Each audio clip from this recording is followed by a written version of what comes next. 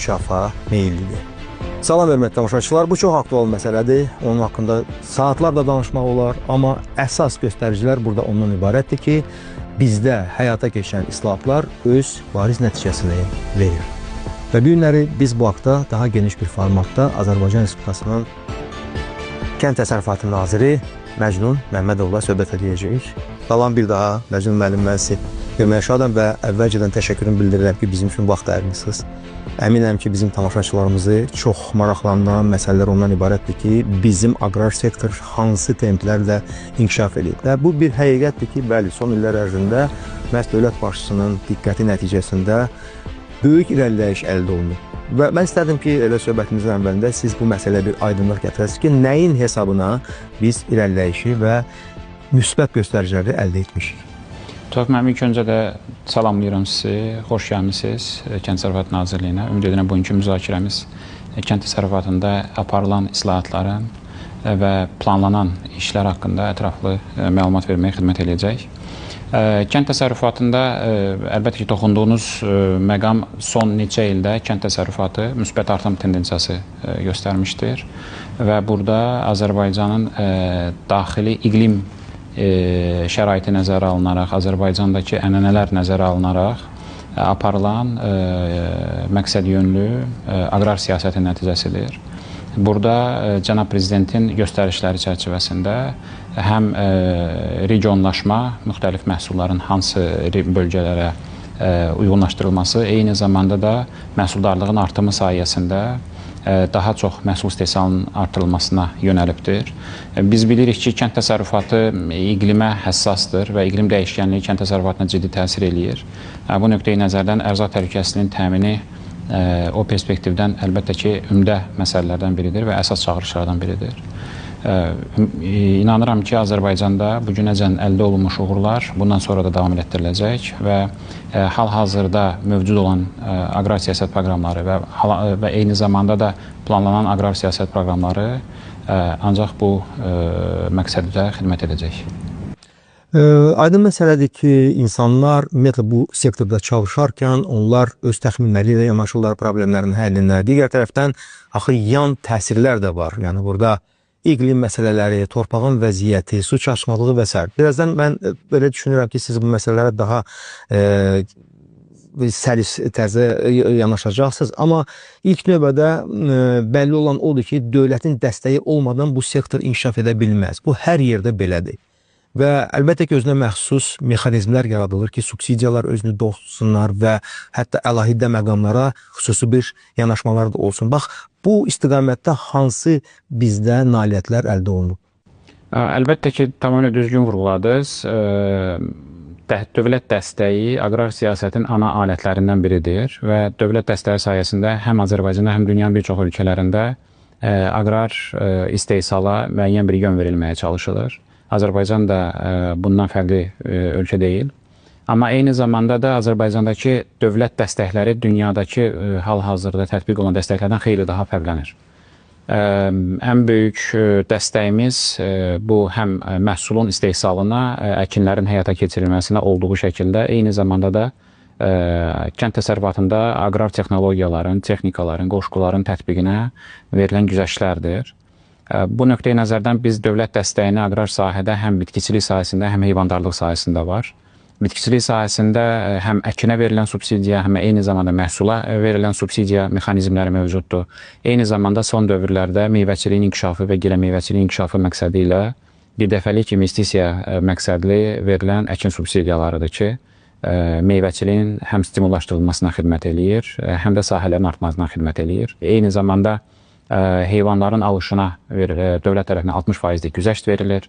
Mən qeyd edeyim ki, kənd təsərrüfatında texnikalara, texnologiyalara, müasir suvarma sistemlərinə verilən güzəşt dünyada deyə bilərəm ki, tam əminliklə ki, alternativi olmayan bir dövlət dəstəyidir. Hansı ki, 20-40-40 modeli deyirik biz buna. Fermerlər tərəfindən və sahibkarlar tərəfindən alınacaq texnikanın, müasir suvarmanın 20% ilkin ödəniş olaraq həyata keçirilir. Yerdə qalan 80%-in, 40%-in dövlət güzəşti hesabına ödənilir. 40% isə fermerə 5 illik faizsiz kredit olaraq təqdim olunur. Aydındır. Bizdə ölkəmizdə artıq biz buna necə deyirlər, adlı olmuşuq ki, dövlətin özünün çox böyük diqqəti var aqrar sektorunun inkişafına və həm də Prezident İlham Əliyevin özünün şəxsi konsepsiyasında, proqramlarında demək olar ki, qeyri-neft sektorunun artımı ilə bağlı məhz kənd təsərrüfatına böyük diqqət yeridilir və burada ÜDM, ümumdaxili məhsula təbii ki, ilbəil artımlar gəlir sizin sahədən. Bax, bu vəziyyət necədir? Yəni, dinamikanı necə dəyərləndirmək olar? Məsəl üçün, dünya praktikası var, təcrübəsi var, bizim qonşu ölkələr var və təbii ki, Azərbaycan var. Yəni, müqayisədə biz nəyə nail ola bilmişik? Ümumdaxili məhsulda kənd təsərrüfatı sektorunun payı 2025-ci ildə deyə bilərik ki, 5.9% təşkil etmişdir. İqtisadi sektorlar içərisində biz qeyri-neft qaz sahələri üzrə 4-cü sıradayıq. İlk növbədə ticarətdir, daha sonra logistikadır, tikintidir və sonra kənd təsərrüfatı gəlir. Amma eyni zamanda kənd təsərrüfatı ixracda isə aqrar məhsullarının ixracı 1-ci sıradadır. Yəni, bu nöqteyi nəzərdən kənd təsərrüfatına cənab prezidentin önəm verməyinin ana istiqamətlərindən biri 1. Ərzaq təhlükəsizliyinin təmin olunması, 2. Fermerlərin rifah səviyyəsinin yüksəldilməsi, 3. Qeyri-neft ixracının artırılması yönündən Azərbaycan məhsullarının ixracının artırılmasına yönəlibdir. Bu nöqteyi nəzərdən kənd təsərrüfatının payı ildən ilə ÜDM-də daha aşağı olmasına baxmayaraq, digər sahələrlə müqayisədə cəmsi ölkə iqtisadiyyatının 6%-ni təşkil etməyinə baxmayaraq, ixracatda və ölkəyə valyuta cəlb olunmasında çox önəmli bir rola malikdir. Ərzaq təhlükəsizliyində çox önəmli bir rola malikdir və eləcə də regionlarda, bölgələrdə rifah səviyyəsinin yüksəldilməsinə, fermerlərin həyat şəraitlərinin yaxşılaşmasına xidmət eləyir. Buna nail olmağın ana yolu məhsuldarlığın artırılmasından keçir. Biz həm əmək məhsuldarlığının, həm 1 hektardan əkilən məhsulun istehsalının artırılmasına nail olmalıyıq və buna dünyada aqrar sektorunun inkişaf etmiş ölkələri çox gözəl nümunədir. Ona görə də bizim seçdiyimiz ana yol məhsuldarlığın artırılması istiqamətində daha çox məhsul istehsalına nail olmaqdır. Eyni zamanda bu məhsulların ölkədə sadəcə xam kənd təsərrüfatı məhsulu olaraq qalması deyil, eyni zamanda emala yönləndirilməsi və emal olunaraq son məhsul həddinə çatdırılması, bunun sayəsində əlavə dəyərin artırılması və həm Azərbaycanda ərzaq tələbatının ödənilməsinə, eyni zamanda Azərbaycandan kənara da məhsulların ixracına nail olmaqdan ibarətdir. Cənab nazir, dərin emal prinsipi bizdə artıq demək olarmı ki, qüvvəsindədir? Çünki biz görürük, başqa ölkələrdə də belə bir yanaşmalar var ki, onlar bir məhsulun emalı səviyyəsində bir çeşidli variantlar hazırlayırlar və bu da öz təsirini, belə deyək də, milli zəmində olan eksport potensiallarına göstərir. Yəni, təsir göstərir. Bizdə necədir bu prosesdə vəziyyət? Bizdə hal-hazırda emala keçid bir transformasiya mərhələsindəyik, mən deyərdim. Çünki bizdə bir sıra məhsullar var ki, onlar yetərincə böyük həcmdə istehsal olunur, amma onları emal eləyəcək gücümüz hələ ki ölkədə yoxdur. Yəni, ona görə o istiqamətdə görüləcək xeyli işlər var və buna nümunə olaraq misal pambığı misal çəkə bilərik. Pambıq istehsalı Azərbaycanda ölkə tarixində məhsuldarlıq olaraq rekord vurmuşuq. 36.3 sentner bir hektardan məhsul əldə olunubdur. 363 min tondan çox məhsul yığılıbdır. Lakin biz son neçə ilin tarixi məlumatları da göstərir ki, biz pambığın sadəcə 30%-ni ölkədə emal eləyib və yekun məhsul səviyyəsinə qədər çatdıra bilirik dəyər zəncirində. 70%-ni isə xammal olaraq ixrac edirik.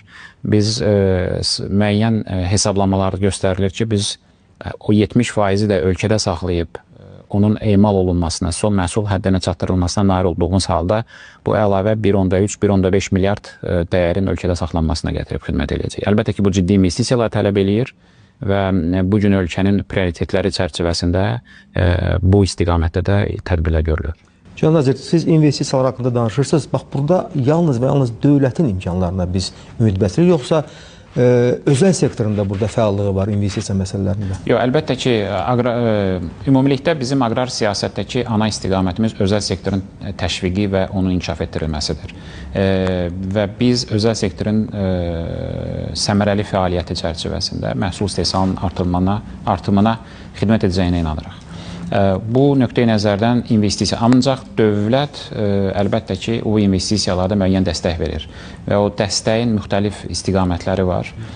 Texnikada, texnologiyalarda qeyd elədiyim kimi 40% güzəşt verilməsi bu ciddi bir həcmdir. Azad olunmuş ərazilərdə təşviq, kənd təsərrüfatı təşviqi digər bölgələrlə müqayisədə daha artıq nəzərdə tutulub ki, ora daha çox investisiya yönləndirilsin. Mən sadəcə qeyd edə bilərəm ki, azad olunmuş ərazilərdə ərazilərə əkinlərin həyata keçirilməsi və investisiya müsabiqələri çərçivəsində bizim ilkin keçirdiyimiz investisiya müsabiqəsinin nəticəsində 5000 hektardan çox sahə investorlara və fermerlərə, sahibkarlarla icarəyə verilmişdi və onun sayəsində ciddi həcmdə investisiyanı 150 milyondan daha çox növbəti 5 ildə investisiyanın olacağını gözləyirik. Şeyx Nəzir, mən bilirəm ki, sizin rəhbəriniz altında demək, müxtəlif bölgələrimizdə müasir innovasiyalardır, sonra yeni texnologiyalardır. Onlar geniş həm tətbiq olunur, həm istifadə verilir. Digər tərəfdən rəqəmsallaşma bir məsələsi var ki, o da necə deyirlər, günün tələbinə çevrilib. Yəni onlar olmasa, müasirləşmə olmasa və yeni texnologiyaları istifadə etməsək, təbii ki, burada dayanıqlı inkişafdan, davamlı inkişafdan danışmağa dəyməz. Bax, bu sahədə indiki yaranmış mənzərəni siz necə dəyərləndirərdiniz? Çox maraqlı məqama toxundunuz, Tofiq müəllim. Kənd təsərrüfatı bu günləri inkişafı iki ana faktordan asılıdır. Bir, elmin inkişafı, iki, datanın mövcudluğu. Əgərlərin məlumat varsa və məlumat əsaslı qərarlar verilirsə, kənd təsərrüfatı məhsuldarlığının artımına biz nail ola biləcəyik. Əks təqdirdə ciddi bir dəyişmələrin olması əlbəttə ki, çətin bir çağırış qarşısında olacaq. Bu nöqteyi nəzərdən Kənd Təsərrüfatı Nazirliyi ilk dəfə olaraq ölkədə ECTIS dediyimiz elektron kənd təsərrüfatının idarə edilmə sistemini yaratmışdır və ECTIS sayəsində biz ölkədə bütün fermerlərin, əkin həyata keçirən fermerlərin və bəyan edən fermerlərin artıq data bazasını formalaşdıra bilmişik. Son 6 ilə yaxındır, 6-cı ildə artıq onların nə etdiyini, harda etdiyini məlumatlarını formalaşdıra bilmişik və o ECTIS sayəsində biz subsidiyaların ödənişini həyata keçirə bilirik, hesablanmasını və ödənişini həyata keçirə bilirik və hal-hazırda bunun bir sonraki addımına artıq üzərində işləyirik. Bu, kənd təsərrüfatında süni zəkanın tətbiqi üzərində çalışırıq. Bu, aqrar süni zəka layihəsi çərçivəsində və əlbəttə ki, müasir texnika, texnologiya üçün bunun bir avadanlıq tərəfi var. Hansından ki, biz biraz öncə danışdıq, dövlət dəstəkləri mexanizmlərini danışdıq. Müasir suvarmanın dəstəklənməsi əlbəttə ki, ana faktorlardan biridir, məhsuldarlığa xidmət edəcək. Mən sadəcə müasir suvarma ilə bağlı sizə rəqəmləri qeyd edeyim ki, 2022-ci ildə ölkədə təxminən 85 min hektar müasir suvarma altında ərazi sahə var idi, əkin sahəsi. Bu illəri artıq bu 126 min hektarı keçibdir.